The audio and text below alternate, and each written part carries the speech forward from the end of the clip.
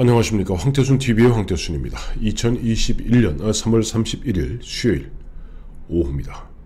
정확히 일주일 후면 4.7 서울시장, 부산시장 보궐선거가 있습니다. 보궐선거 결과에 따라서 문재인 대통령은 그야말로 나락으로 추락할 수도, 내지는 또 반등의 계기를 맞이할 수도 있겠습니다. 현재 분위기로 봐서는 나락으로 추락할 가능성이 거의 80~90%가 되는 것 같습니다.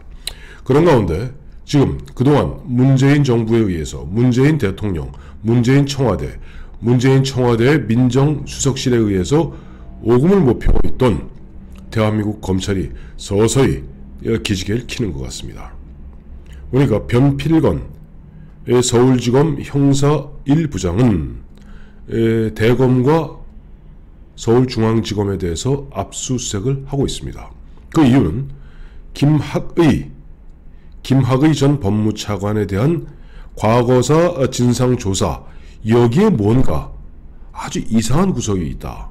흔한 이야기로 있지도 아니한 이야기를 갖고 김학의 전 법무차관 별장성 접대 건으로서 무엇을 만들려 했다. 특히 그때 기억하시겠습니다만 문재인 대통령이 2019년에 부인 김정숙과 함께 동남아 여행 갔다 온 다음에 얼굴이 펄해갖고 장자연, 김학의, 버닝썬 탈탈 털어라. 당시 법무장관 박상기, 행안부 장관 김부겸 두 사람에게 경찰과 검찰의 명운을 걸고 재조사하라 라고 엄명을 내렸습니다.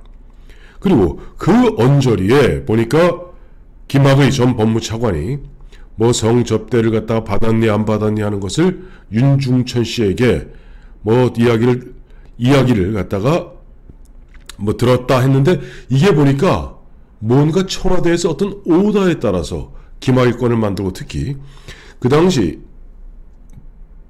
버닝썬 사건 기억하실 겁니다. 벌써 2년 됐군요.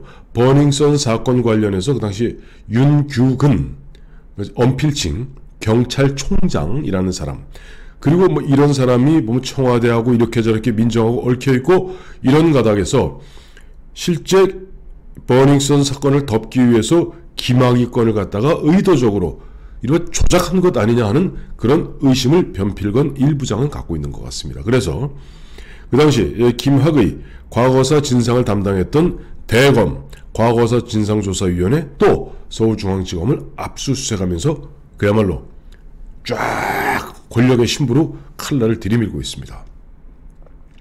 그 끝에 지금 보면은 바들바들 떨고 있는 사람이 바로 오늘의 주제인물인 이광철 청와대 민정비서관입니다. 또 하나 있죠. 지금 이것이 공수처 1호 사건이 되느냐 마느냐 하는 건이 있습니다. 거기에는 이성윤 서울중앙지검장이 관여가 돼 있죠. 그래서 서울중앙지검장 이성윤 씨 나와라. 뭐 나는 그거 받을 수 없다. 뭐 공수처로 이첩해 나오. 공수처에서 다시 수원지검에서 조사하라. 그러니까 못 나가겠다. 버티고 있는 바로 수원지검의 이정섭 형사 3부장이 좀 예리하게 파헤치고 있는 김학의 전 법무차관 불법 출국 금지 그리고 사건 은폐 관련해서, 여기에도 보면 터져 이성윤 씨는 사실 조연에 불과하고 주연급 배우로 떠오르는 사람이 이광철 민정비서관입니다. 두 군데 김학의 불법 출국 금지 관련해서도 또 김학의 과거사 진상조사 관련해서도 당시 이광철 민정비서관, 이광철 민정수석실 선임행정관과 동기인 이규원 검사 이름이 동시 나옵니다. 이규원 검사는 현재 큰 그림으로 보았을 때는 아마 행동대장 내지는 이광철 당시 청와대 선임행정관 또 민정비서관의 어떻게 보면 명에 따라서 지시에 따라서 움직이는 종범적 위치에 있는 것으로 지금 보이고 있습니다. 물론 그 부분은 앞으로 서울지검 또 수원지검 심지어는 수원지검 이정섭 형사 3부장이 담당하고 있는 김학의 전 법무차관 불법 출국 금지 이 건이 이성윤 씨 때문에 공수처로 넘어간다 하더라도 실제 이규현의 역할은 무엇이었으며 이광철의 역할은 무엇이었는지 명명백백하게 밝혀야 될 겁니다.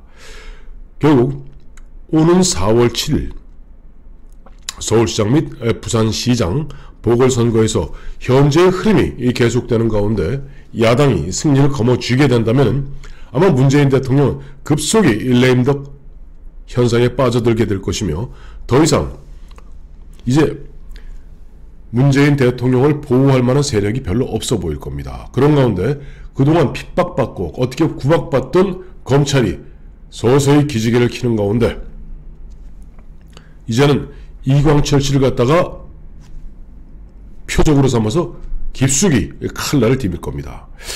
이광철 씨 사실 보면은 조국 민정수석, 백원우 민정비서관, 이광철 선임행정관이 이게 대한민국 문재인 정부 조국 민정수석실 당시의 핵심 라인입니다. 다시 한번 읽어드릴게요. 읊어드릴게요. 조국 사법고시 붙은 적 없습니다. 그냥 법대 교수일 뿐이죠.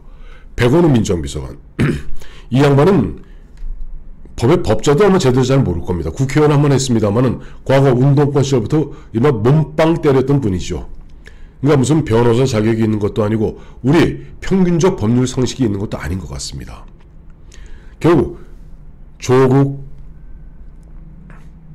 백원우, 이광철 이렇게 되어 있습니다만 이광철 씨가 그나마도 사법고시를 붙었던 민변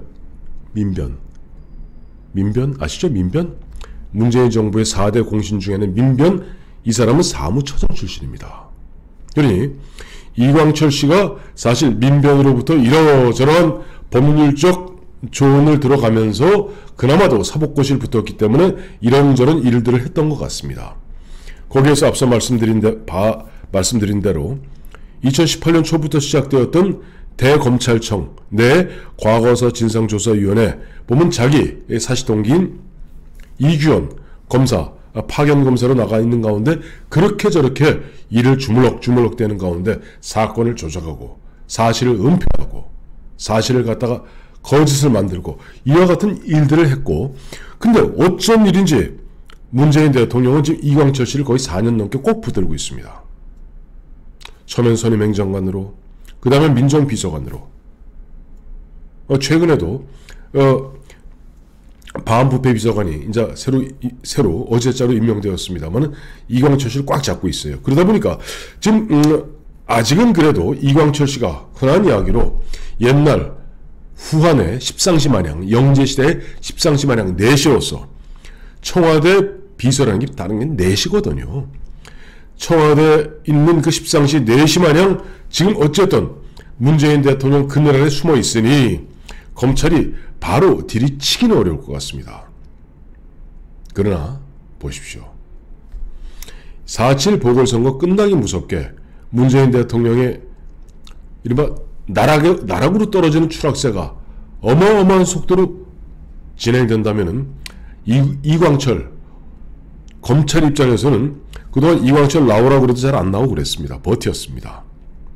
역시 내시의 특권이죠. 그러나 이광철 씨 긴급 체포할 가능성도 있습니다. 이광철 씨 같은 경우는 잠깐 경력을 소개해드리면 1970년대 71년생이에요. 그러니까 호적이 좀 시원치 않습니다. 보니까 법조인 대학원에는 71년으로 돼 있고 또 일반 네이버는 70년으로 돼 있는데 대략 70년 잡아도 이제 51, 52 이 정도 된 나이고 서울의 고등학교는 보성고등학교를 나왔고 대학교는 한림대학교 법학과를 나왔습니다. 그리고 사법고시 46회 상당히 늦은 편이죠. 2004년인가 2003년 그 이후에 보니까 참여연대에 참여하고 또 민변에 참여해서 결국 민변의 사무처장까지 하게 됩니다. 민변이라는 것이 어떤 곳인지는 제가 굳이 장황하게 설명드리지 않겠습니다. 그와 같은 민변의 위세 속에 민변의 파견원으로서 청와대 선임행정관 또 청와대 비서관 민정수석실, 선임행정관, 민정비서관 지금 버티고 있습니다. 그런데 문재인 대통령은 참여연대에 대한 어떻게 보면 부채의식 때문에 마음의 빚이 있기 때문에 아마 그렇게 꾹 거머쥐고 있는 것 같습니다만은 지금 김학의 불법 출국 금지 조작 및 사건 은폐 관련해서도 또 대검찰청의 과거사 진상조사위원회에서 이른바 이규원 검사를 통해서 윤중천이 하지도 않은 말을 갖다 한 듯이 수사관들도 몰리 그런 식으로 흔한 조서, 보고서를 갖다가 조작했다면 이건 공문서 위조입니다. 그걸 이규원 검사가 했다 그러고 그 이규원 검사가 그렇게 하도록, 즉 청와대에 유리한 방향, 즉 그들이 이야기했던 적폐청산의 분위기를 만들기 위해서 그와 같은 것을 백원우 민정비서관, 국회의원 출신이니 그런 거 잘하죠. 또 백원우 씨 같은 경우 여러분 기억하실 겁니다. 노무현 대통령 이제 돌아가고 그 다음에 여기서 저 장례 치를 때 발인하는 날 당시 참석했던 이명박 대통령에게 막 달려들었던 자가 바로 백원우입니다. 당시는 국회의원이었죠. 그러니까 대충 어떤 흐름인지 아실 겁니다. 그런 흐름 속에서 지금 사건들을 만들고 자기들이 좋아하는 적폐청산이라는 그런 캐치프레이즈를 내걸고 그야말로 생사람, 예전에 우리 사극 보면은 어마어마하게 사건을 갖다 엉터리 사건을 만들어서 누명을 씌워서 생죽음으로 모는 그런 일들이 비일비재했듯이 그러한 일들을 갖다가 백원우, 이광철이 했다면은 과연 조국 민정수석은 몰랐을까요? 민정수석 모르게 수석 밑에 비서관이 선임 행정관 데리고 그런 일 했다면 그 수석은 수석도 아니죠. 그 수석은 청와대 수석이 아니라 저쪽 청계천변에 떨어져 있는 그 장돌 수석에 불과할 뿐입니다. 아마 조국 씨는 그 자존심 강한 조국 씨가 그래 나는 바지저고리였고 나는 백원우 비서관과 이광철 선임행정관이 그런 못된 짓 하는 것을 결코 보고받은 바도 없고 모른다. 그렇게 되면 조국 씨는 2년 넘는 청와대 민정수석을 갖다 완전히 핫바지로 했구나 하는 것을 스스로 역사의 기록에 남기는 거니까 아마 그런 얘기는 안 하겠죠. 어쨌든 그동안 정말로 적폐청산이다 뭐다 하면서 그 어마어마한 거짓과 거짓으로 모든 것을 갖다가 참 패락무도하게 저질렀던 그들이 NH 사건을 계기로 해서 서서히 위선이 드러나면서 드디어 그 위선의 후과가 4.7 보궐선거의 결과로 나타난다면은 이제 청와대를 향한 검찰의 발걸음은 아주 가볍게 사뿐 다가갈 것이며 우선 이광철, 오늘의 주인공인 이광철 청와대 민정비서관을 즉시 긴급 체포하는 그러한 일까지 벌어질 수 있다. 그렇게 보고 있습니다.